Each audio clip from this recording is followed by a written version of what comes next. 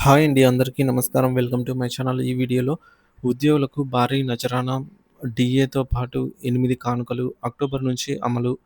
పూర్తి వివరాలైతే వీడియోలో తెలుసుకుందాం. వీడియోని ఎక్కడే కానీ స్కిప్ చేయకుండా ఎండ్ వరకు చూసేయండి. అప్పుడే ఇన్ఫర్మేషన్ పూర్తిగా అర్థమవుతుంది. వీడియో చూస్తున్న ప్రతి ఒక్కరు వీడియోకి లైక్ చేయండి ఫ్రెండ్స్. ఈ వీడియోని తోటి ఉద్యోగ పెన్షన్ మిత్రులతో అయితే షేర్ చేయండి. కొత్తగా మన ఛానల్ చూస్తున్నవారు ఇంకా ఎవరైనా సబ్స్క్రైబ్ చేసుకున్నట్లయితే వెంటనే మన ఛానల్‌ని సబ్స్క్రైబ్ చేసుకోండి. దీని ద్వారా నేను చేసే లేటెస్ట్ వీడియోస్ అన్నీ మీ వరకు రీచ్ అవుతాయి. ఇక ఆలస్యం చేయకుండా వివరాల్లోకైతే వెళ్ళిపోదాము. ఫ్రెండ్స్, ఇక విషయానికొచ్చినట్లయితే ప్రజాసేవలో నిమగ్నమై రాష్ట్ర అభివృద్ధిలో కీలక పాత్ర పోషిస్తున్న ప్రభుత్వ ఉద్యోగుల సేవలను గుర్తిస్తూ తమిళనాడు ప్రభుత్వం అపూర్వమైన రీతిలో భారీ నజరానాలను ప్రకటించింది.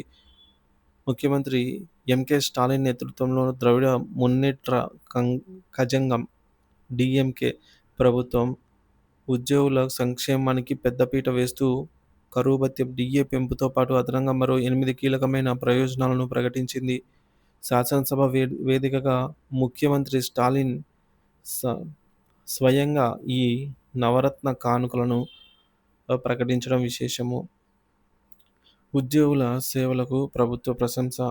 శాసనసభ సమావేశాల సందర్భంగా సీఎం స్టాలిన్ మాట్లాడుతూ తమ ప్రభుత్వం అధికారంలోకి వచ్చినప్పటి నుంచి చేపట్టిన ఎన్నో ప్రజా సంక్షేమ ప్రాజెక్టులు, వివిధ రంగాల్లో సాధించిన ప్రగతి వెనుక ప్రభుత్వ ఉద్యోగులు, ఉపాధ్యాయులు నిజాయితీ, సహకార, అవిశ్రాంత కృషి ఉన్నాయని కొనియాడారు. తమిళనాడు అనేక అంశాల్లో దేశానికి ఆదర్శంగా నిలవడంలో ఉద్యోగుల పాత్ర ప్రశంసనీయమని, ప్రభుత్వ పథకాలు క్షేత్రస్థాయిలో ప్రజలకు చేరవేయడంలో వారే వారధులను కీర్తించారు. ఈ నేపథ్యంలో వారి సంక్షేమం కోసం ఈ 9 కీలక ప్రకటనలు చేస్తున్నట్లు ఆయన వెల్లడించారు. ప్రకటించిన నవరత్న కానుక వివరాలు. కరువు భత్యం. రాష్ట్ర ప్రభుత్వ ఉద్యోగ, ఉపాధ్యాయ పెన్షనర్లకు కరువు భత్యాన్ని డీఏని మరో 4% పెంచుతున్నట్లు ప్రకటించారు. ఇప్పటికే ఉన్న సాధారణంగా కేంద్ర ప్రభుత్వ డీఏ పెంపునకు అనుగుణంగా లేదా సమీప రాష్ట్రాలు పెంచుతాయి. సో, తాజా కేంద్రం పెంపు తర్వాత ఇది 4% అయ్యే అవకాశం అయితే ఉంది. తేదీని కూడా అక్టోబర్ 1, 2020 25 లేదా సమీప. ఈ పెంపు ద్వారా సుమారు 16 లక్షల మంది ఉద్యోగులు, ఉపాధ్యాయులు, పెన్షనర్లు లబ్ధి పొందనున్నారు. డీఏ పెంపు అమలు కోసం ప్రభుత్వ ఖజానాలపై ఏటా అదనంగా సుమారు 1,252 కోట్లు అంటే 1,252 కోట్ల భారం పడనుందని అంచనా. ఎర్న్డ్ లీవ్స్, నగదు మార్పిడి. ప్రభుత్వ ఉద్యోగులు తమ ఖాతాలో ఉన్న అర్జిత సెలవుల్లో ఈఎల్స్ 15 రోజుల వరకు ప్రభుత్వానికి సరెండర్ చేసి దానికి సమానమైన నగదు పొందవచ్చు. ఈ నగదు ప్రయోజనాలను పొందే అవకాశం కల్పించారు. ఈ పథకం అమలు కోసం ప్రభుత్వం అదనంగా 3,560 కోట్లు కేటాయిస్తున్నట్లు తెలుస్తోంది. దీని ద్వారా దాదాపు 8 లక్షల మంది ఉద్యోగులు ప్రయోజనం పొందనున్నారు. పండుగ బోనస్ పెంపు. ప్రభుత్వ ఉద్యోగులు, ఉపాధ్యాయులకు అందించే వార్షిక పండుగ బోనస్‌ను గణనీయంగా పెంచుతూ ప్రభుత్వం నిర్ణయం తీసుకుంది. ఇది ఉద్యోగుల పండుగల సమయంలో ఆర్థికంగా మరింత చేయూతనిస్తుంది. విద్యా అడ్వాన్స్ పెంపు. ప్రభుత్వ ఉద్యోగుల పిల్లల ఉన్నత విద్య కోసం అందించే విద్యా అడ్వాన్స్‌ను భారీగా పెంచారు. వృత్తి విద్య కోర్సులకు రూ. 1,00,000 వరకు, అలాగే ఆర్ట్స్, సైన్స్, పాలిటెక్నిక్ కోర్సులకు 50,000 వరకు అడ్వాన్స్‌గా అయితే పొందవచ్చు. వివాహ అడ్వాన్స్ భారీ పెంపు. సో, మహిళా ప్రభుత్వ ఉద్యోగులకు మరియు ఉపాధ్యాయులకు వివాహం కోసం అందించే అడ్వాన్స్‌ను ఊహించని రీతిలో పెంచారు. ప్రస్తుతం ఉన్న 10,000 నుంచి ఏకంగా 5,00,000 వరకు ప్రకటిస్తూ సీఎం స్టాలిన్ సంచలన నిర్ణయం ప్రకటించారు. ఇది మహిళా ఉద్యోగులకు పెళ్లి సమయంలో ఎంతో ఆర్థిక భరోసానైతే ఇస్తుంది. ఇకపోతే ఆరోది పొంగల్, సంక్రాంతి కానుక పెంపు. పొంగల్ పండుగ సందర్భంగా కేటగిరీ సి మరియు డి ఉద్యోగులకు, అలాగే అన్ని కేటగిరీల కుటుంబ పెన్షనర్లకు ఇచ్చే నగదు బహుమతి మొత్తాన్ని 1000కైతే పెంచారు. సో, ఈ పెంపుతో ప్రభుత్వంపై ఏటా అదనంగా 74 కోట్ల రూపాయల భారం అయితే పడనున్నట్లు సమాచారము.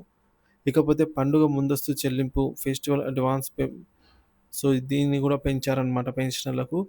తమ కుటుంబాలతో కలిసి పండుగలను సంతోషంగా జరుపుకునేందుకు వీలుగా అయితే వారికి ఇచ్చే పండుగ ముందస్తు చెల్లింపు మొత్తాన్ని 6,000కు పెంచారు.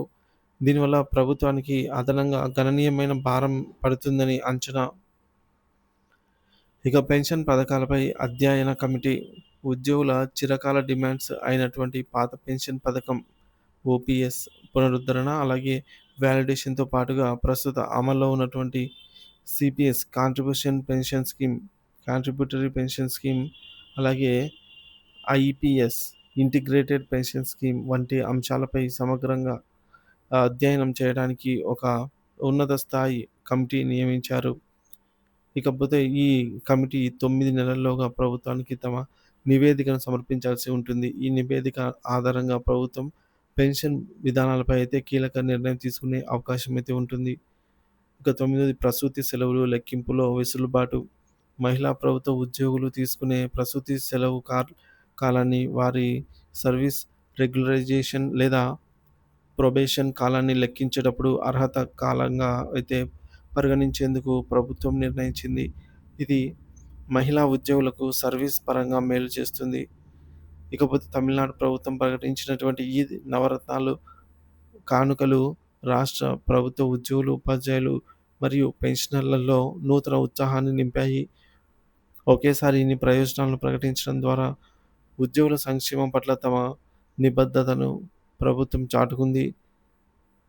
సో, మరి ఈ డీఏ పెంపు, ఆర్థిక ప్రయోజనాలు, అలాగే పెన్షన్ స్కీమ్‌పై కమిటీ వంటి నిర్ణయాలన్నీ కూడా ఉద్యోగులకు తక్షణ మరియు దీర్ఘకాలికంగా ప్రయోజనాలు అందించనున్నాయి. ఈ నిర్ణయాలు ఇతర రాష్ట్రాలతో ఇతర రాష్ట్రాల ప్రభుత్వాలు కూడా ఒక ఆదర్శంగా అయితే ఇవి నిలవాలి.